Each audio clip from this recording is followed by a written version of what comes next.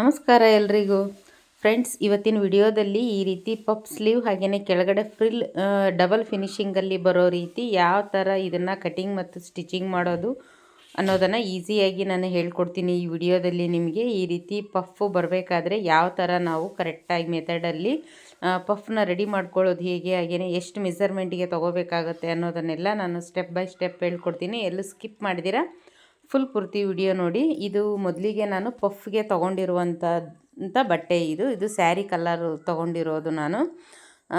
ಇದು ಎಷ್ಟಿದೆ ಅಂದರೆ ಒಂದು ಡಬಲ್ ಫೋಲ್ಡಿಂಗಲ್ಲಿ ತೊಗೊಂಡಿದ್ದೀನಿ. ಅದನ್ನು ನಾನು ಡಬಲ್ ಫೋಲ್ಡಿಂಗಲ್ಲೇ ಅದು 9 ಇಂಚಿದೆ. ಹಾಗೆಯೇ ಸ್ಲೀವ್ ಬಂದು ನಾನು 4.5 ಇಂಚು ಉದ್ದ ತೊಗೊಂಡಿದ್ದೀನಿ. 2 ಇಂಚು ಉದ್ದ 2 ಇಂಚು ಅಗಲಕ್ಕೆ ರೌಂಡ್ ಶೇಪಲ್ಲಿ ಕಟ್ ಮಾಡ್ಕೊಂಡಿದ್ದೀನಿ. ನೀವು ಬೇಕಿದ್ರೆ ಫುಲ್ ಸ್ಲೀವ್ಗೂ ಈ ಡಿಸೈನ್ನ ಟ್ರೈ ಮಾಡ್ಬೋದು. ಕೆಳಗಡೆ ಫ್ರಿಲ್ ಬರೋದಕ್ಕೆ ನಾನು ಇಲ್ಲಿ ಡಬಲ್ ಫೋಲ್ಡಿಂಗಲ್ಲೇ 18.5 ಇಂಚಷ್ಟು ಬಟ್ಟೆನ ತೊಗೊಂಡಿದ್ದೀನಿ. ನೋಡಿ, ಡಬಲ್ ಫೋಲ್ಡಿಂಗಲ್ಲಿ ಇದೆ. ಇದಕ್ಕೆಲ್ಲ ಸ್ವಲ್ಪ ಬಟ್ಟೆ ಜಾಸ್ತಿ ಹೋಗುತ್ತೆ ಸೀರೆದು. ಆದಷ್ಟು ಸೀರೆ ಸ್ವಲ್ಪ ದೊಡ್ಡದಿತ್ತು ಅಂದರೆ ಬೇಕಿದ್ರೆ ನೀವು ಇನ್ನೂ ಸ್ವಲ್ಪ ಕಟ್ ಮಾಡ್ಕೋಬಹುದು. ನೋಡಿ, ಈ ಥರ ನಾನು ಇದನ್ನು ಫಸ್ಟು ಒಂದು ಫೋಲ್ಡಿಂಗ್ ಮಾಡಿಕೊಂಡು ಸ್ಟಿಚ್ಚನ್ನ ಹಾಕ್ಕೊತಾ ಇದ್ದೀನಿ.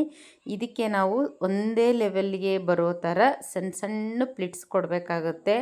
ಅದು ಕೂಡ ಒಂದು ಚಿಕ್ಕದು ಒಂದು ದೊಡ್ಡದು ಯಾವ ಕಾರಣಕ್ಕೂ ನೀವು ಮಾಡೋ ಹಾಗಿಲ್ಲ. ಎಲ್ಲ ಒಂದೇ ಸೈಜಲ್ಲೇ ಬರೋ ರೀತಿ ಒಂದಾದಮೇಲೆ ಒಂದ್ರ ಪಕ್ಕನೇ ಒಂದು ಕರೆಕ್ಟಾಗಿ ಇಟ್ಕೊತ ಹೋಗ್ಬೇಕು. ಒಂದು ದೂರಕ್ಕೆ ಇಡೋದು, ಒಂದು ಅರ್ಧ ಇಂಚಿಗೆ ಇಡೋದು ಅಥವಾ ಒಂದ್ರ ಮೇಲೆ ಒಂದು ಇಡೋದು ಮಾಡೋಕ್ಕೆ ಹೋಗಬಾರ್ದು. ನೀವು ಫಸ್ಟಿಗೆ ಏನು ಮೆಜರ್ಮೆಂಟ್ ತೊಗೊಂಡಿರ್ತೀರ 1/2 ಇಂಚ್ ಅಂತ ನೀವು ಮೆಜರ್ಮೆಂಟ್ನ ತೊಗೊಂಡ್ರಿ ಅಂದರೆ ಈ ಫ್ರಿಲ್ಲು ಕರೆಕ್ಟಾಗಿ ಬರುತ್ತೆ.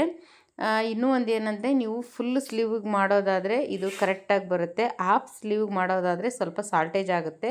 ಏನು ತೊಂದರೆ ಇಲ್ಲ, ನಾವು ಸ್ಲೀವ್ ಲೂಸಿಂಗಲ್ಲಿ ಸರಿ ಹೋಗುತ್ತೆ. ಇದು ಸ್ಲೀವ್ ಲೂಸಿಂಗಲ್ಲಿ ಸ್ಟಿಚ್ ಮಾಡೋದ್ರಿಂದ ಅದು ಏನೂ ನಮಗೆ ಹೊರಗಡೆ ಕಾಣಿಸೋದಿಲ್ಲ. ನೋಡಿ, ಅವ್ರ ಸ್ಲೀವ್ ಬಂದು 5 ಇಂಚಿದೆ, ನಾನು 6 ಇಂಚಿಗೆ ತೊಗೊಂಡಿದ್ದೀನಿ. ಅಂದರೆ 1 ಇಂಚು ಎಕ್ಸ್ಟ್ರಾನೇ ಇರುತ್ತೆ. ಇದನ್ನು ಈ ರೀತಿ ಡಬಲ್ಲಾಗಿ ಫೋಲ್ಡ್ ಮಾಡಿಕೊಂಡು ಲೈನಿಂಗ್ ಪೀಸ್, ಮೇನ್ ಪೀಸ್ ಹಾಗೆಯೇ ಫ್ರಿಲ್ ಏನು ನಾವು ಡಿಸೈನ್ ರೆಡಿ ಮಾಡ್ಕೊಂಡಿದ್ದೀವಿ ಸೆಂಟರ್ಗೆ ಫೋಲ್ಡ್ ಮಾಡಿ ಈ ರೀತಿ ನಾವು ಮಾರ್ಕ್ನ ಮಾಡ್ಕೋಬೇಕು. ನ್ಯಾಚ್ ಹಾಕೋದಕ್ಕೆ ಹೋಗಬೇಡಿ, ಆದಷ್ಟು ಮಾರ್ಕ್ನ ಮಾಡ್ಕೋಬೇಕಾಗುತ್ತೆ. ಮೊದಲಿಗೆ ಲೈನಿಂಗ್ ಮೇಲೆ ನಾವು ಡಿಸೈನ್ ಮಾಡಿರೋ ಅಂಥದ್ದನ್ನು ಸೆಂಟರ್ಗೆ ಬರೋ ರೀತಿ, ಅಂದರೆ ಮಾರ್ಕ್ ಮಾಡ್ಕೊಂಡಿರ್ತೀವಲ್ಲ ಆಲ್ರೆಡಿ, ಅದು ಕರೆಕ್ಟಾಗಿ ಮಾರ್ಕ್ ಕೂಡೋ ರೀತಿ ಎರಡು ಒಂದಕ್ಕೊಂದು ಸ್ಟಿಚ್ನ ಹಾಕ್ಕೋಬೇಕಾಗತ್ತೆ. ಆನಂತರ ಲೈನಿಂಗ್ ಸೀದಾ ಇಟ್ಕೊಂಡು ಅದರ ಮೇಲೆ ನಾವು ರೆಡಿ ಮಾಡ್ಕೊಂಡಿರೋಂಥ ಲೈನಿಂಗ್ನ ಹಾಕ್ಕೋಬೇಕಾಗುತ್ತೆ. ಹಾಕ್ಕೊಂಡು ಕರೆಕ್ಟಾಗಿ ನಾವು ಎಷ್ಟು ಮಾರ್ಜಿನ್ ಎಕ್ಸ್ಟ್ರಾ ತೊಗೊಂಡಿರ್ತೀವಿ 1/2 ಇಂಚು ತೊಗೊಂಡಿರ್ತೀವಿ ಅಷ್ಟಕ್ಕೆ ಸ್ಟಿಚ್ನ ಹಾಕ್ಕೋಬೇಕಾಗುತ್ತೆ.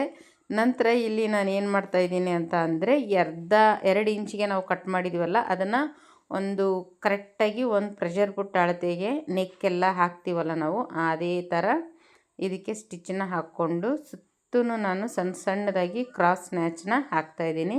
ನಂತರ ಇದನ್ನು ರಿವರ್ಸ್ ಮಾಡಿಕೊಂಡು ಕರೆಕ್ಟಾಗಿ ಎಲ್ಲ ಬಟ್ಟೆ ಕರೆಕ್ಟಾಗಿ ಸೀದಾ ಮಾಡಿಕೊಂಡು ಸ್ಟಿಚ್ನ ಹಾಕ್ಕೋಬೇಕಾಗುತ್ತೆ. ನಾನಿಲ್ಲಿ ಕಿನಾರಿ ಸ್ಟಿಚ್ನ ಹಾಕ್ತಾಯಿದ್ದೀನಿ. ನೀವು ಅಷ್ಟೇ ಎಲ್ಲ ಥರ ಸ್ಟಿಚ್ಚನ್ನು ಕಲಿಬೇಕಾಗುತ್ತೆ. ಕಿನಾರಿ ಸ್ಟಿಚ್ಚು, ಪಾಯಿಂಟೆಡ್ ಸ್ಟಿಚ್ಚು, ಈ ಥರ ಎಲ್ಲ ನಾವು ಸ್ಟಿಚಿಂಗ್ ಮಾಡಬೇಕಾದ್ರೆ ಕಿನಾರಿ ಸ್ಟಿಚ್ ಅನ್ನೋದು ಜಾಸ್ತಿ ಯೂಸ್ ಆಗುತ್ತೆ. ನೋಡಿ, ನಾನು ಎಷ್ಟು ನೀಟಾಗಿ ಕರೆಕ್ಟಾಗಿ ಹಾಕ್ತಾಯಿದ್ದೀನಿ. ಆನಂತರ ಲೈನಿಂಗು ಎಲ್ಲಿವರೆಗೂ ಇದೆಯೋ ಅಲ್ಲಿವರೆಗೂ ನಾವು ಕರೆಕ್ಟಾಗಿ ಮೆಜರ್ಮೆಂಟ್ ಲೈನಿಂಗ್ ಕಟ್ ಮಾಡ್ಕೊಂಡಿರ್ತೀವಲ್ಲ ಅದಕ್ಕೆ ಕರೆಕ್ಟಾಗಿ ಸ್ಟಿಚಿಂಗ್ನ ಹಾಕ್ಕೋಬೇಕಾಗುತ್ತೆ.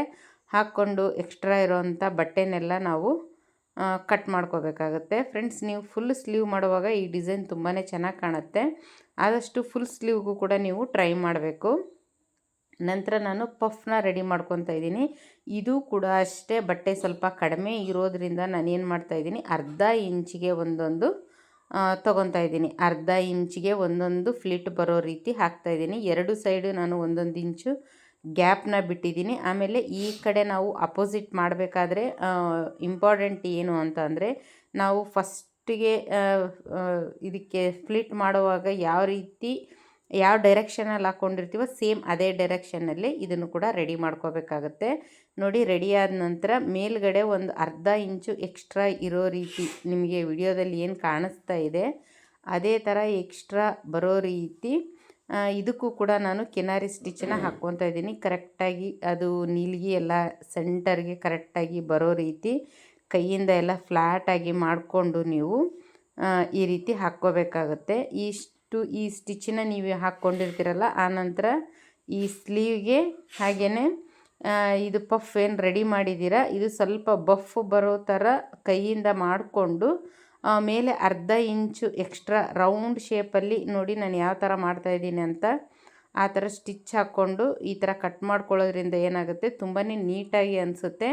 ನಾವು ಹಾಕ್ಕೊಂಡಾಗ ಕೂಡ ಅದು ಪಫ್ ಎಷ್ಟು ನೀಟಾಗಿ ಕಾಣಿಸುತ್ತೆ, ತುಂಬ ಉಬ್ಬಿನೂ ಬರಲ್ಲ, ತುಂಬ ಫ್ಲಾಟಾಗೂ ಇರೋದಿಲ್ಲ, ಲೈಟಾಗಿ ಪಫ್ ತುಂಬಾ ಚೆನ್ನಾಗಿ ಕಾಣಿಸುತ್ತೆ. ನೀವು ಇದಕ್ಕೆ ಬೇಕಿದ್ದರೆ ಇನ್ನೂ ನೀವು ಲೇಸ್ ಕೂಡ ಅಟ್ಯಾಚ್ ಮಾಡ್ಕೋಬೋದು. ಫ್ರೆಂಡ್ಸ್, ಈ ಡಿಸೈನ್ ಇಷ್ಟ ಆಗಿದ್ದರೆ ಖಂಡಿತ ವಿಡಿಯೋಗೆ ಲೈಕ್ ಮಾಡಿ ಫ್ರೆಂಡ್ಸ್.